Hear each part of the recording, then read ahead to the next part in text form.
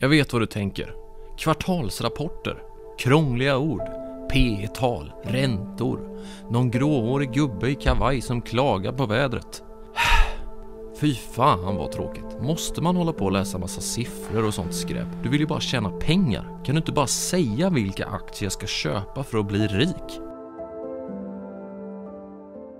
Om det ändå vore så enkelt. Jag tänker i den här videon att vi ska lite grundläggande gå igenom hur du läser en kvartalsrapport med de viktigaste bitarna som du ska titta på.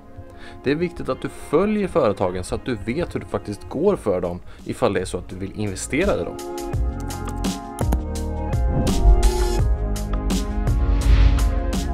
Men vad är då en kvartalsrapport? Jo, en kvartalsrapport är nämligen en liten avstämning om hur det går för företaget. Och alla företag som är listade på börsen måste rapportera det här till oss så att vi får reda på hur det faktiskt går för företaget.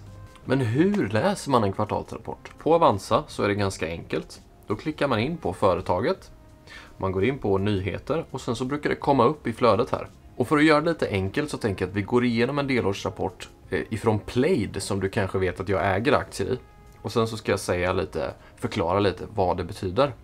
Och då ser vi här den 12 februari när deras senaste delårsrapport kom ut. Så ser vi i titeln bara 70% lönsam tillväxt i rekordkvartal. Och bara det antyder ju på att det är någonting positivt, eller hur? Det står också bokslutskommuniké och det betyder att det här var det sista kvartalet för året, alltså Q4 2020. Och då stänger man ju året och det är ett bokslut. Så läser vi uppifrån och ner så ser vi här oktober till december 2020. Nettoomsättningen ökade med 70%, vilket är positivt. Bruttomarginal uppgick till 55% från tidigare 50%. Positivt. Rörelseresultat uppgick till 15 miljoner mot tidigare 4,3 miljoner. Positivt. Det jag brukar titta på i sådana här kvartalsrapporter det är hur pass det går för företaget nu jämfört med föregående period. Och det man gör då det är att man visar hur pass bra har det gått det här kvartalet och samma kvartal visas inom parentes fast föregående år för att göra det lite mer tydligt och jämförelsebart. För saker kan ju hända under ett år och ett kvartal och ett annat kvartal är ju inte samma sak med olika månader och semestrar och sådär. Men hur ska man då tolka en sån här kvartalsrapport när den kommer ut? Det kan ju vara så att aktien går jättemycket uppåt eller jättemycket neråt efter att en sån här rapport har kommit ut. Och det är ju baserat på vad andra förväntar sig att företaget ska leverera när en sån här rapport kommer ut. Och det är någonting som du måste vara medveten om.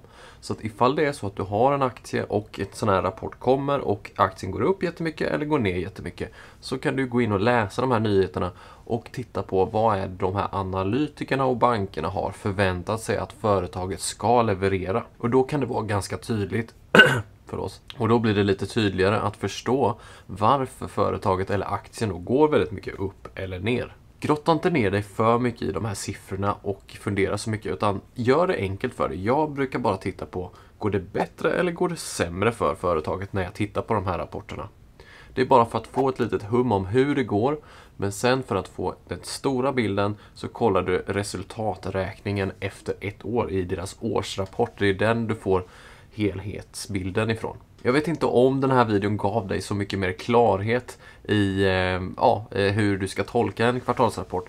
Men det är bara tanken är att ge dig lite mer kött på benen. Ni alla som svarade att ni inte läser kvartalsrapporter på min poll här på YouTube och på Instagram. Jag hoppas att ni kanske har förändrat er syn och vågar gå in och läsa kvartalsrapporter nu. Tack så mycket för att du har kollat på den här videon och så hoppas jag att vi ses i nästa. Ha det så gött. Ciao!